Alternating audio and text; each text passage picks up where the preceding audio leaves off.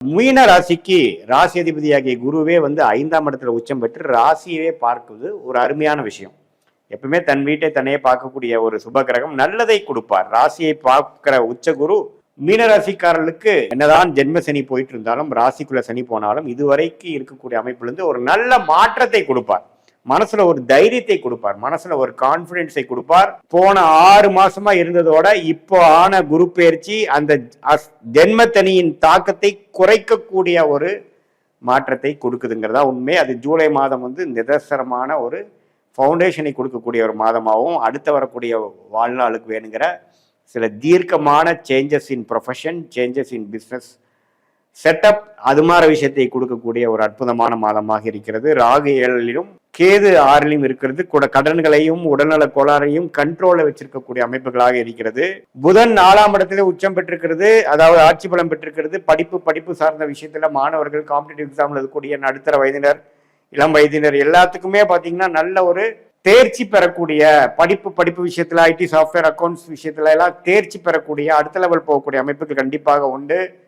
சூரியன் குருவோடு சேர்ந்து இருக்கிறது வந்து அரசு வேலையை கொடுக்கக்கூடிய அமைப்பு. கவர்மெண்ட் ஜாப் எக்ஸாம்ஸ் எழுதுறவங்களுக்கு, மீனராசிக்காரங்களுக்கு கவர்மெண்ட் ஜாப் கிடைக்கக்கூடிய அமைப்பு எல்லாம் வந்து பரிபூர்ணமாக உண்டு. அதே சமயத்துல ராஜோகாதிபதியாகிய செவ்வாய் 3ஆம் இடத்திலிருந்து பாகிஸ்தான் 9ஆம் வீட்டை பார்ப்பது நல்ல விஷயம். தந்தையார் மூலமா தந்தையார் வழி மூலமாக சில பிராப்தங்கள் கிடைக்கக்கூடிய அமைப்புகள் உண்டு. அதே மாதிரி சுக்கிரன் 6ஆம் இடத்தில் இருக்கிறார். அதுவும் பாத்தீங்கன்னா இதுல கடன் விஷயத்துல வந்து நினைச்ச நேரத்தில் சில லோன் வாங்குற மாதிரியும், அது மூலமாக சில விஷயங்களை சால்வ் பண்ணிக்கிற மாதிரியும் பிரச்சனை இல்லாம தான் இருக்கு. ஸோ செவ்வாய், சூரியன், புதன், சுக்கிரன் எல்லா கிரகமும் ஓரளவுக்கு பரவாயில்லை. ஸோ மீனராசிக்கு ஜென்மசனியால் பாதிக்கப்பட்டு கொண்டிருந்த மீனராசிக்காரர்களுக்கு இந்த குரு பயிற்சி ஒரு நிவர்த்தியை கொடுக்கக்கூடிய ஒரு வேலை மாற்றம், ஒரு தொழிலில் ஒரு செட்டப் சேஞ்சு, ஒரு அதிக தீர்க்கம், நம்ம கண்ட்ரோல் இல்லாம ஒரு பிரச்சனை கொடுத்துட்டு இருந்த விஷயத்தை கண்ட்ரோல்ல எடுத்த ஒரு விஷயமாக, ஒரு அடுத்த கட்ட வாழ்க்கையில முன்னேறுவதற்கான ஒரு அடித்தளத்தை கொடுக்கக்கூடிய ஜென்மசனி தாக்கலை கையில எடுத்து நம்மளை பாதுகாத்து கொள்ளக்கூடிய ஒரு அமைப்பாக, ஜெயிக்கக்கூடிய அமைப்பாக கொடுக்கக்கூடிய ஒரு அற்புதமான மாதமாக 2026 ஜூலை மாதம் அப்படி வருது. ஸோ மீனராசிக்கு வந்து ஓரளவுக்கு நல்ல நிவர்த்தி கொடுக்குறார். பட் இருந்தாலும் ஜென்மசனி முடியலைங்கிறது நீங்க மறந்துடக்கூடாது. ஹார்ட் ஒர்க் பண்ண வேண்டியதா இருக்கும், நிறைய கத்துக்க வேண்டியதா இருக்கும், லாங் ஹவர்ஸ் ஒர்க் பண்ண வேண்டியதா இருக்கும். பட் இருந்தாலும் நிறைய நல்ல விஷயங்கள் நடக்கக்கூடிய அமைப்புகளும் உண்டுங்கிறது நம்ம நினைச்சு கொள்ள வேண்டும். இது வந்து பொதுவான ஆண்டு கிரகம் என்று சொல்லப்படுகிற சனி, ராகு, கேது, குரு வைத்து சொல்லுவதும், மாதம் மாறக்கூடிய செவ்வாய், புதன், சுக்கிரன், சூரியனை வைத்து நாம ஒரு பொதுவான ஒரு அமைப்பாக சொல்றோம். ஆனா துல்லியமாக நம்ம பார்க்கணும்னா, நீங்க பிறந்த தேதி, பிறந்த நேரம், பிறந்த உரை வைத்து வரக்கூடிய உங்களுடைய திருக்கணித பஞ்சாங்கம் பிரகாரம் உங்க ஜாதகத்தை போட்டு நம்ம அப்பாயின்மெண்ட்ல நம்மளுடைய பாஸ்ட் லைஃப் உங்களுக்கு எப்படி இருந்ததுங்கிறத சிங்க் பண்ணி, அதே மாதிரி இப்போ இமீடியட் பாஸ்ட் எப்படி இருந்தது, இப்போ ப்ரெசென்ட் என்ன வாழ்க்கையில நடந்து கொண்டு இருக்கிறது, அடுத்த வரக்கூடிய ஷார்ட் டேர்ம் எப்படி இருக்கு, அடுத்த வரக்கூடிய லாங் டேர்ம் எப்படி இருக்குதுங்கிறதெல்லாம் சயின்டிபிக் வேதிக் அஸ்ட்ராலஜி முறையில நீங்க எந்த லக்னத்துல பிறந்தீங்க, ஒரு கிரகம் என்னென்ன டிகிரியில இருக்குதுங்கிறதை துல்லியமாக கணிச்சு, அந்த லக்னாதிபதி எப்படி இருக்கிறார், இப்ப நடக்கக்கூடிய தசைகள் அந்த லக்னத்துக்கு யோகரா இருக்காரா, எது மாதிரி ஆதிபத்தியத்தை கொடுக்கிற மாதிரி ஒரு அமைப்பா போயிட்டு இருக்கு, எந்த நட்சத்திரத்துல பிறந்தீங்க, அந்த கிரக அமைப்புகள் எப்படி உங்க ஜாதகத்துல இருக்கு, ஸ்தானபலம், திக்பலம் எப்படி இருக்கு, எந்த கிரகம் யோகமான அமைப்புல இருக்கு, எந்த கிரகத்துல இருக்கக்கூடிய துறையில நீங்க போனீங்கன்னா விசேஷமா ஜெயிக்க முடியும், எளிதா ஜெயிக்க முடியும், எந்த நேரத்தில் நமக்கு நல்ல நேரம் வருது அப்படிங்கிறதெல்லாம் நம்ம சயின்டிபிக் வேதிக் அஸ்ட்ராலஜி முறையில துல்லியமான முறையில நம்ம வந்து பார்த்து, எந்தவித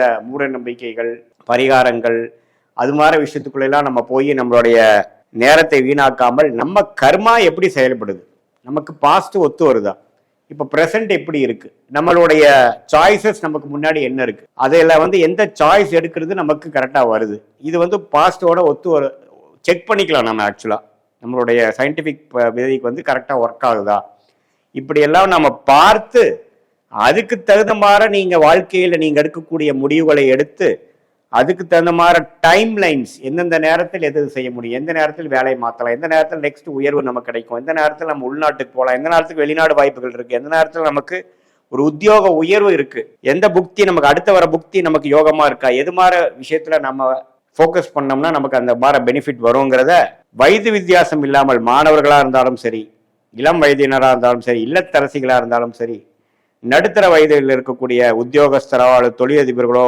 பெரும் முதலீட்டாளர்களாக இருந்தாலும், சீனியர் சிட்டிசனாக இருந்தாலும், அவங்களோட வாழ்க்கையில வரக்கூடிய அன்றாட வாழ்க்கையில நடக்கக்கூடிய முடிவுகளை, முக்கியமான முடிவுகளை எந்த தருணத்துல நம்ம எடுக்கலாம், அது வச்சு நம்மளுடைய வாழ்க்கையில இன்னைக்கு செய்யக்கூடிய வேலைகளை அதுக்கு தகுந்த மாதிரி நம்ம அலைன் பண்ணிட்டோம்னா, தேவையற்ற பண விரயங்கள், தேவையற்ற செயல் விரயங்கள், சமய விரயங்கள் எல்லாம் தவிர்த்து நம்மளுடைய கர்மாவை நம்மளுடைய தெரிந்து கொண்டு அதுக்கு தகுந்த மாதிரி வாழ்க்கையில நம்மளுடைய அன்றாட வாழ்க்கை, பர்சனல் லைஃபா இருந்தாலும் சரி, ப்ரொஃபஷனல் லைஃபா இருந்தாலும் சரி, அதுக்கு தகுந்த மாதிரி நம்ம அலைன் பண்ணிட்டு வாழ்க்கையில திட்டமிட்டு நம்ம செயல்படும் பொழுது நிறைய நம்ம மிஸ்டேக்ஸ் பண்றோம், தேவையற்ற விஷயங்களை பண்ணி மாட்டிக்கிறோம்.